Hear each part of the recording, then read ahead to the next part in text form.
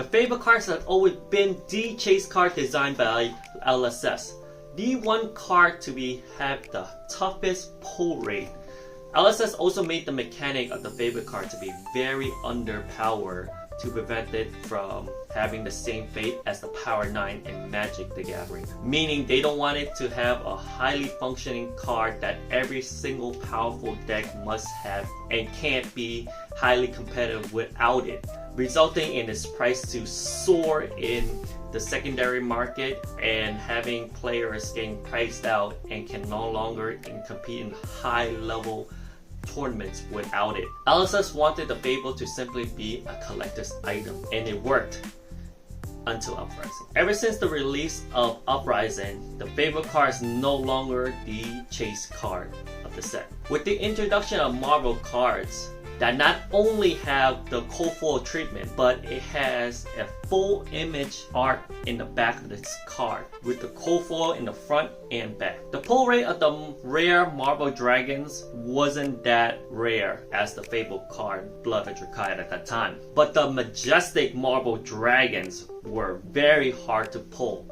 and their price reflects it. The Marvel Dragons were a hit in the Fab Society, while the rare Dragons prices were around sub $50. The Marvel Majestic Dragons were near or above $200 depending on its playability. Meanwhile, the cold foil Fable was struggling to maintain its $100 price tag. It was clear what the chase cards were in the set, and it wasn't the Fable. In the very next set, Dynasty, LSS introduced the Marvel Emperor and claims that its pull rate is 1 in 10,000 packs.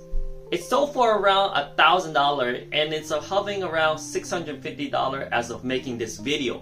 But Dynasty is a one-off set when it comes to the Fable because its Fable was the reprint of Command & Conquer and it was only in cold foil. So now you have a very playable card and it only came in cold foil, meaning the pull rate is extremely low. Its price is sitting around $850 on TCG Player as making this video. So in this set, the Fable is the chase card. But the sets preceding Dynasty all have Fables that are not the chase card in their respective set. The chase in each cards were Marvel Codex of Frailty in Dynasty, Marvel Angels in Dusk to Dawn, Marvel Macro Potent in Bright's Light, and the Marvel Adult Heroes in Heavy Hitters, Part the Mistveil, and Rosetta. So what is LSS going to do with the Fables now that they're no longer chase cards? Are they gonna make it a little bit more playable like they did in the latest Fable in Rosetta, the Will of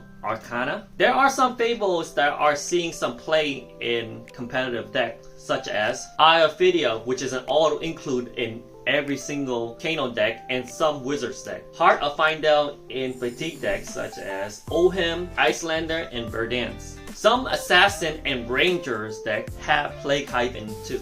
But if LSS makes Fable playable, then the price might get out of hand due to the highly competitive decks all wanting it, which goes back to the very problem that they're trying to prevent. But as of now, pulling a Fable card doesn't have the same emotional effect it once had, especially if that Fable is a rainbow foil. I wonder if LSS is okay with the Fable cards as it is right now. Should they leave it the way it is, or should they step in and try something new? Only time will tell.